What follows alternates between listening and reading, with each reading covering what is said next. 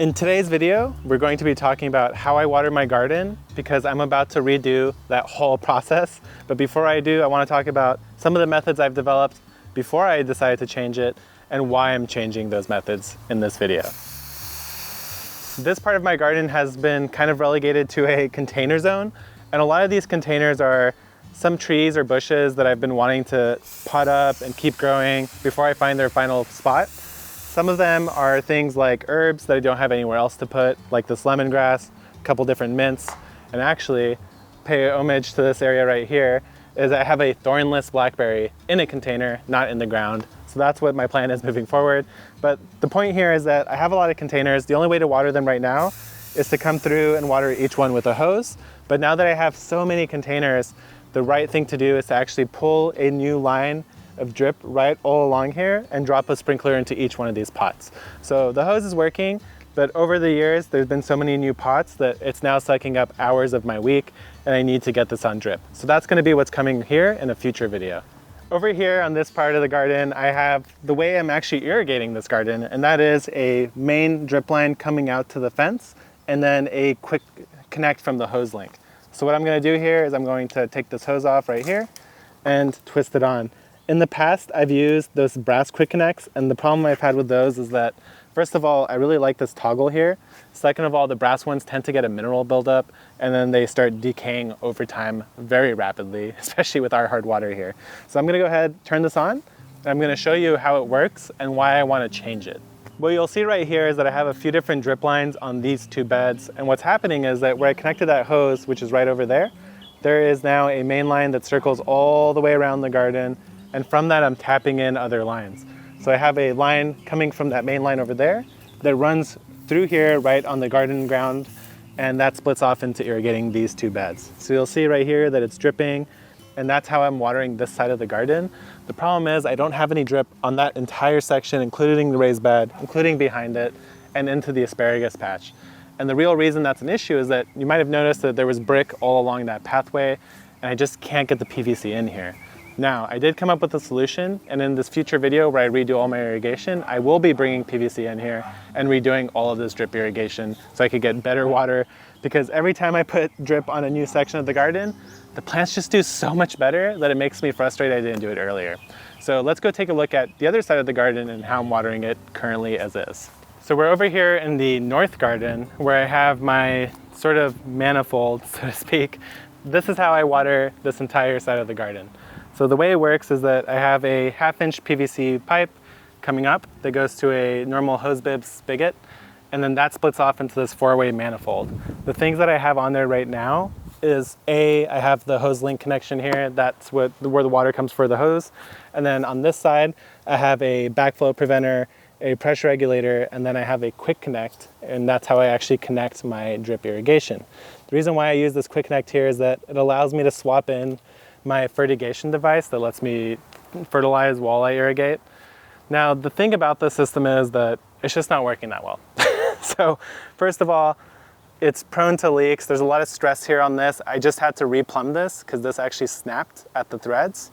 And the other thing about it is that it's not delivering water consistently across my whole garden. I think I overdid how much connection I have to this one output. And now what's happening is that it's doing incomplete watering. So the solution to this is I'm going to be keeping this riser and the actual hose bib, and I'll probably still leave this 4-way manifold just to have different options. But what I will be doing is actually a full out irrigation installation. So I'm going to be getting a controller that's weather sensitive, and I'm going to be building 7 different zones with valves and wiring and all that. I'm actually going to record the entire process from teeing off water from the water main, from the street, pulling the pipe in, attaching it to the controller, building the valves, and installing irrigation. I wanted to do this complete look at it and talk about why it's such a good idea to do, especially in California. San Diego is the last county to be without water restrictions, but I know it's coming, and having a proper irrigation controller is going to make such a big difference. It could change the watering based on the weather. You could control it remotely. You could look for leaks, how much water are you using. There's just so many benefits that I will definitely be explaining more as I install that. But for now, this is watering my drip, which is all the beds that you see. This is connected to the hose, which is how I water everything else. and the only thing that's going to stay is the hose itself. So in a future video, we will be doing a multi-part irrigation install. So that drip line that we just took a look at that I connected to the Easy Flow fertilizer injector is actually the thing that supplies this whole garden, which is kind of ridiculous because this is a huge space to all be connected off of 1/2 inch line. So that's kind of a major issue. I don't have enough water pressure, enough water, like literally enough water in the pipes to water this whole section of my garden. But currently I still have it connected to at least this bed here, the bed next to it, and this pollinator patch. But what you'll see is that the same as before, I have the drip lines buried underground. So they go underneath my pathway here, pop back up. And in order to get around the lack of water pressure, what I've had to do is actually use these little shutoff valves here. So I have one that I could control to shut off everything to the left of that valve. And then over here inside each bed, I actually have a shutoff valve as well. So this does work if you are pressure limited and you want to start cycling different zones, but it's extremely manual because if you're not there turning those valves yourself, nobody else is going to do it for you. So that's why I want to get a timer that's Wi-Fi controlled that has 4 separate zones so I could actually water 4 different parts of my garden at different time periods without sacrificing that water pressure. So that's the main plan here. I'm basically going to be probably ripping out all of this drip tubing because it's now 4 or 5 years old, and a lot of it is actually upcycled from Steve, who gave me some of his old drip tubing.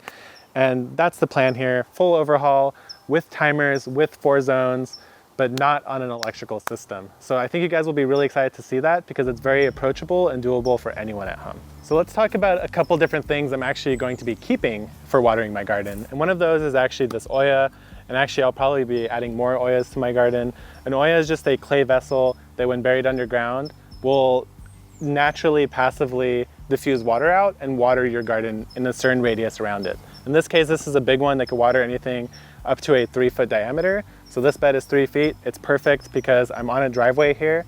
I don't have any irrigation here, and it's kind of off my beaten path, so I always forget to water this bed. So when I planted this lettuce out, I decided the only way this makes sense is if I actually put this Olla in the ground, because now all I have to do is check it and once a week just refill it with water, and I don't have to do anything else. So that's a great actual irrigation system that doesn't require any power, doesn't require anything special. All you need to do is dig a hole, shove it in there, fill it with water, and you're done.